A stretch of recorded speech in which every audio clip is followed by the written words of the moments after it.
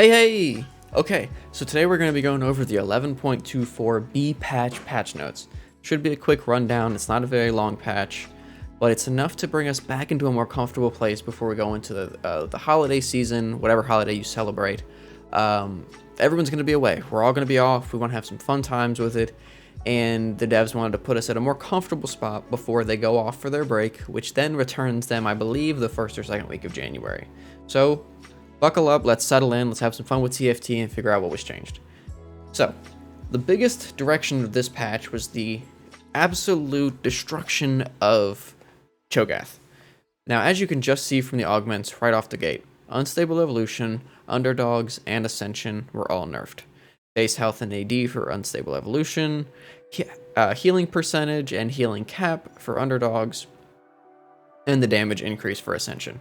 Now, these three were the top tier units for Ligmaw, for Cho'Gath, for any Kassadin reroll build, whether that be Protectors or the Ligmaw build, and anything that carried 2 stars, 1 stars, and kog'maw.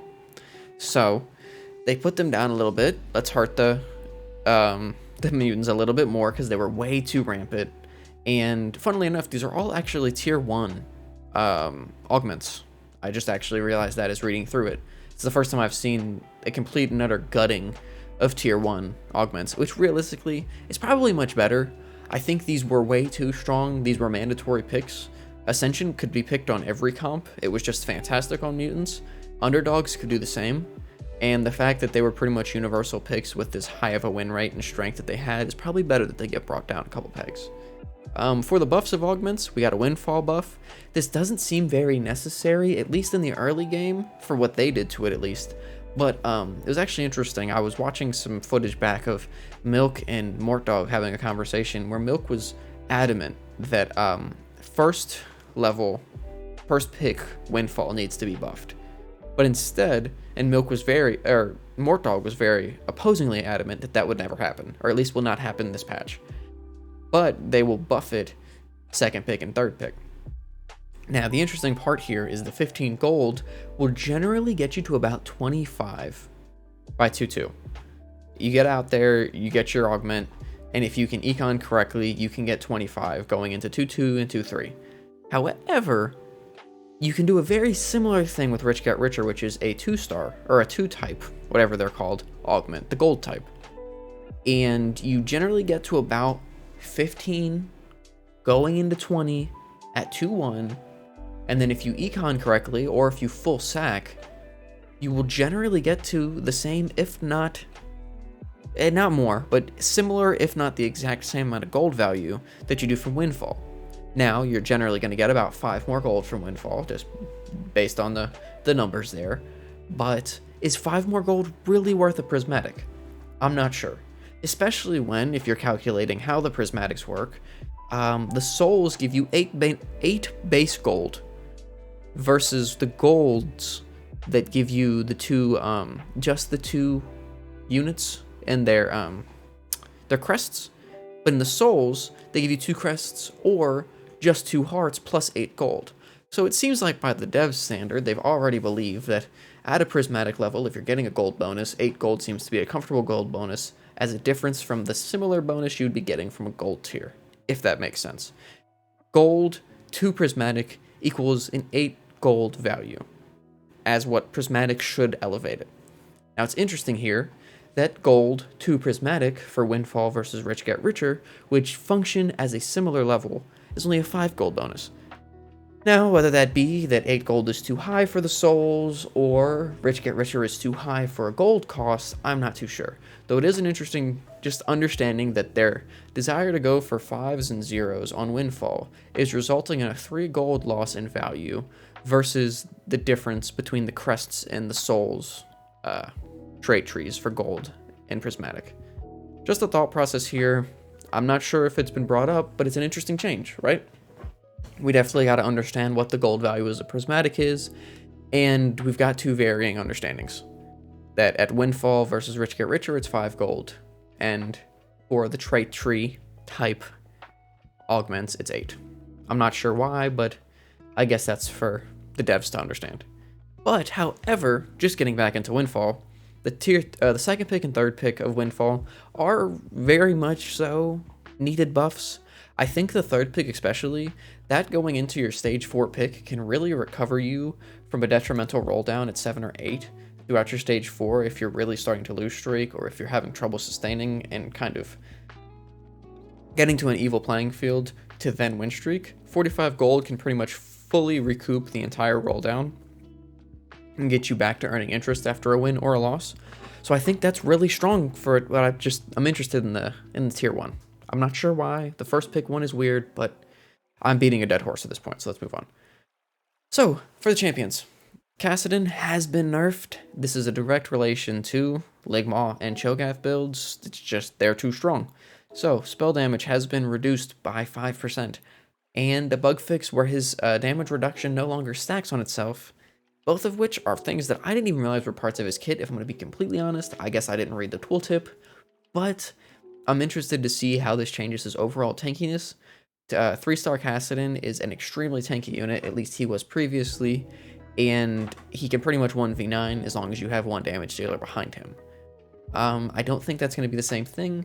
I think this is going to reduce kog'maw in conjunction with the changes to the augments from a top 4 comp to a top 6 comp, generally laying between 6 and 3 rather than laying between 3 and 1 as it was previously. Darius has been nerfed again. I didn't even realize Darius was strong. There must be some back-end numbers that are really pushing the devs to want to lower Darius's strength. I guess he does similarly feel like a 2 cost before he's even 2-starred, which might be where they're trying to lower his numbers, but he doesn't seem so overpowered and oppressive that it requires two stages of nerfs throughout the initial NB patch. But hey, Darius has been reduced a little bit more. He's not going to be a strong early game, so he's going to be getting his ult less, and he's going to be healing less from his ult, just based on the nerfs that they did at 0.24 base that they did last week. Okay, 3 costs. Cho'Gath, the monster of this entire past week, has been nerfed. Health has been nerfed, mana has been nerfed, and base AD has been nerfed. Blade Master Cho'Gath, they don't want to exist. Similar to Clapio, it's just not a thing that they want for their tanks, so the AD has been reduced. Because the 20% damage reduction that comes from the Colossus buff, having them be able to be sustainable damage dealers is at a very unhealthy place for the game, because you shouldn't be able to do so much base damage, as well as doing so little damage taken. You stay alive forever, and regardless if your attack speed is slow, you're just doing too much sustained damage for too long. To be frank, this is a higher, at least I believe, yeah, Cho'Gath was at a higher base damage than Yone, who is an AD champion that's supposed to do damage. He was at a higher base AD with an ability with mutants that could make him double attack. So definitely strong on the AD Cho'Gath build. That's not going to happen anymore. Mana reduction isn't very necessary because when you get into late game, you actually don't want him to be feasting as much as they are, because it just kind of stun locks them when they could be just soaking damage and moving around the map with the different carries. But that'll be a substantial nerf to early game Cho, so stacks aren't accrued as easily, but late game Cho, I don't think it's going to matter very much. Health reduction. This is probably the biggest of all of them, all of the 3 that were nerfed for Cho'Gath, because everything in Cho'Gath's kit is based on % health. It's all some sort of scaling based on percentages, so a 100 health reduction is much more substantial than it was if it was base numbers. This % reduction is going to make it much harder to stack with your feast. Your feasts are going to do less damage, and your overall exponential growth based on your stacks is going to decrease because your base health is reduced, and that then percentage growth goes down. So what this ultimately does is it makes it so that the stage 3 Cho transition is nowhere near as efficient. You want to get your Cho early, stage 2, preferably before 2.6, so you can then begin stacking on Krugs and really move forward from there. If you don't have it before then, you're not guaranteed these top 5s that you thought you were.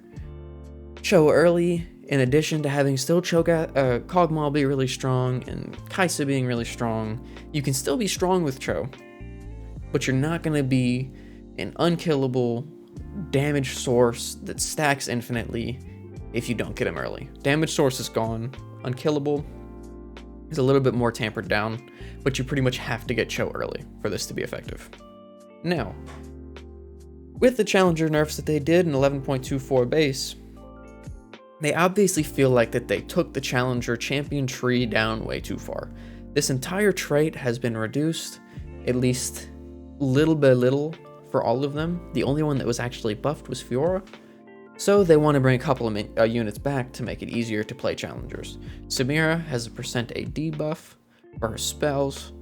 This is actually a lower percentage increase than what was originally proposed, but there was community outreach over the past 12 to 16 hours that resulted in the dev team saying that they would reduce this number to a more moderate 175, 180, and 190%.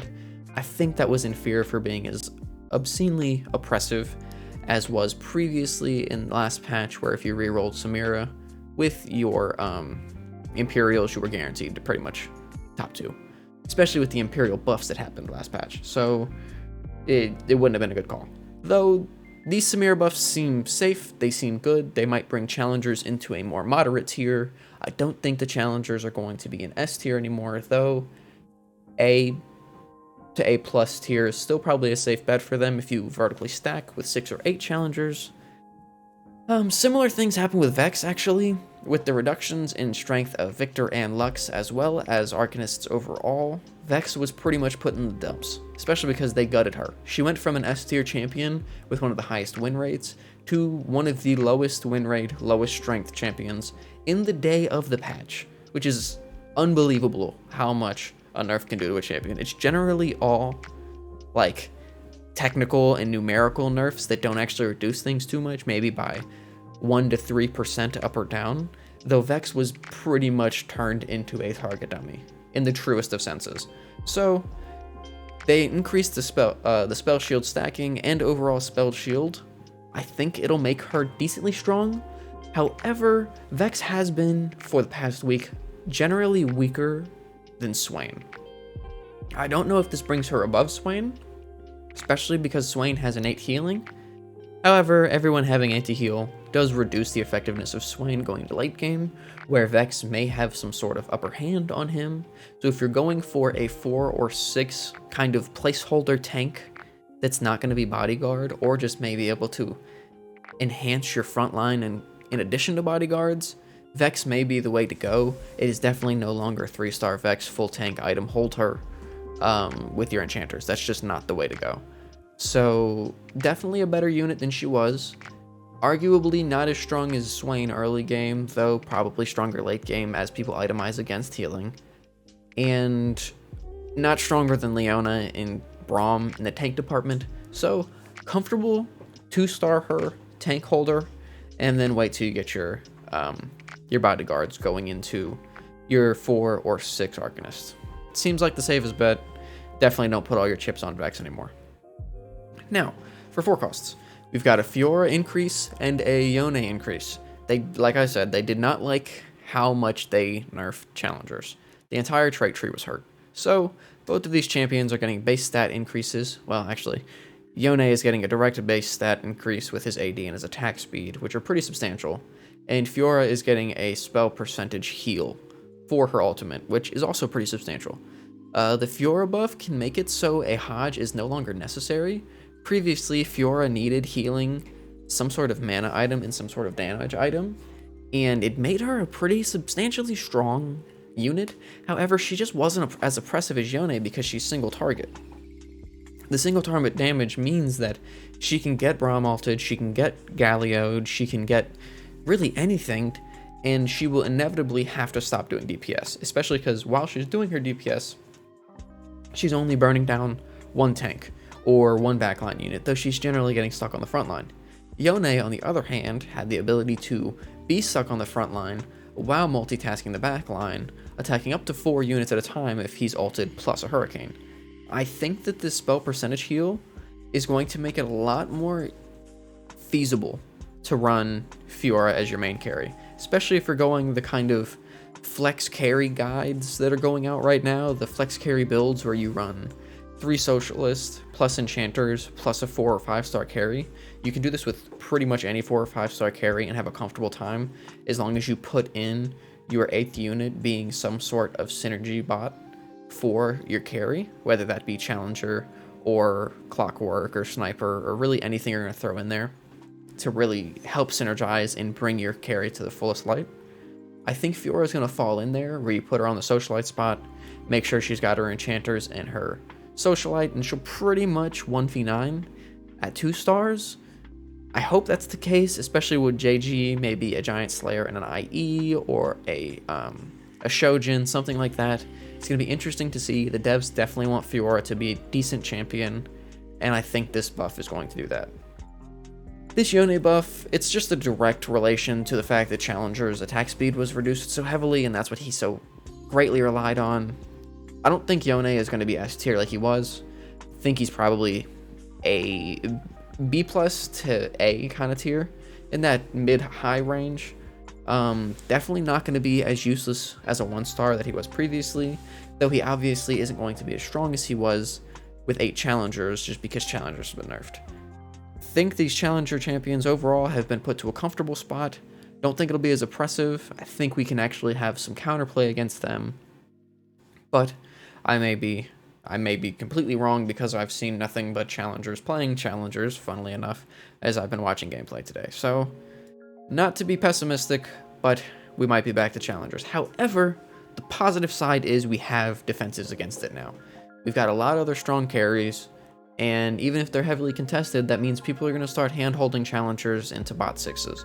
So that lets the rest of these fun comps, like Urgots and the different rerolled builds, what happened to the mutants, whatever we can get salvaged from that, Scholars, Akali builds, Syndicate builds, those can counteract Challengers. So it's not all lost. We can definitely get some success there. So for 5 costs, Galio has been nerfed. They do not want Clapio. Fair and simple. So they're going to keep reducing his AD until he is no longer a viable Clapio carry, and his health has been reduced just because he was a common unit within the Cho'Gath carries to make it pretty much unkillable. That was your kind of level 9 cap board with Galio. Yeah, there's really not much to add there. I think Galio's still really strong, pairing with a Braum as a frontline unit for those kind of Enchanter Socialite builds that I was just talking about, and he's still going to do a fantastic. You're pretty much your duo carry as your tank, while your main carry that's on the Socialite spot does all the damage. So Galio's a good unit. This was just to reel him in a little bit, and yeah, you can still definitely play him. Now Akali. They definitely were excited to put Akali back on the map, but I think people have realized that with the reduction of the aggro toggle buff, or aggro toggle bug, plus the buffs to Akali, plus the buffs to Syndicate, made it so Akali was obscenely strong. And this kind of brings her back down. Not as healthy, not as strong, and not as quick to execute. It's really plain and simple. She was way too strong, and now she's a little bit more moderate. I don't think it's going to kill her win rate. Well, actually, it'll percentage-wise bring her win rate down, because a lot of people who shouldn't be winning with Akali were winning with Akali. I think she's still a good carry. I think you can still 2-star win with her. However, I don't think 1-star is going to 1v9 like she was previously. You could GA and IE a 1-star and just heal for infinite, kill 5 to 7 units. Like, it was disgusting. That's not going to happen anymore. So for items, which is also a direct relation to Cho'Gath and Akali, is Archangels staff has been nerfed and Bramble Vest has been nerfed. Now, Bramble Vest has been probably the strongest item this entire set, just because of how heavy crits have been throughout these past patches, and just how good of a stat item it is. Total armor has been reduced. None of the other effects have been reduced. I think it will be a decent enough change. It won't be as OP. I still think it should be slammed, especially in conjunction with a Warmongs or a Declaw. Bramble Vest is just good. It's going to stay good, and now it's just a little bit less oppressive. And this is a direct hindrance on Cho'Gath. Now you're not going to want to build it as much on Cho'Gath. All of these numerical nerfs are also to make people see it in patch rundowns and say, oh my gosh, I should stop playing this. And it is kind of a symbolic push towards a different meta. Don't like where the meta is going. Let's put red arrows and drop some numbers and push it a different way. It definitely affects the champions, don't get me wrong. It affects win rates by about 1 to 3%. But it doesn't turn them into dust, right? That rarely happens. Besides Vex, Vex was crazy. I hope that doesn't happen again, because that was a really big nerf. Now, I think it was needed for Vex, but I don't think it was that hard. Archangels is the same thing. Really strong on pretty much any AP carry. So they reduced the stack intervals. This is only going to be super irritating at your, sort of your 4th stack, which it'll really get you at, where then you'll realize that you would have inherited a full extra stack in that time for your AP growth. It's big. It's not as bad as it sounds. I think it's not going to be an instant slam anymore. It's going to be a thought, but I think Archangels is still really strong. There's no question about that. It's just an overall good stat stick, right? And it's going to be good on AP carries. It's a really good flex item, and it's just not as oppressive. Brought to a more comfortable spot, I think. Kind of the final little touches on this. Chemtech. They're really trying to get Chemtech good for 8 and 9 Chemtech, or 7 and 9 Chemtech. It's not going to happen. Everyone's got anti-heal, and it just makes it not useful, because you're running a lot of bad units for 7 and 9 Chemtech when you could be getting different synergies to make them stronger. It's a valiant effort, but Morellonomicon is really strong, and MF exists. If Chemtech becomes the strongest at 7 and 9, and everyone starts running it, then everyone will start running snipers and against it, and will Morello and MF their way to victory, because it's not a sustainable trait when everyone can reduce the health regen, which is the scariest part. Protector has also been nerfed. Again, direct nerf for Cho'Gath and for kog'maw.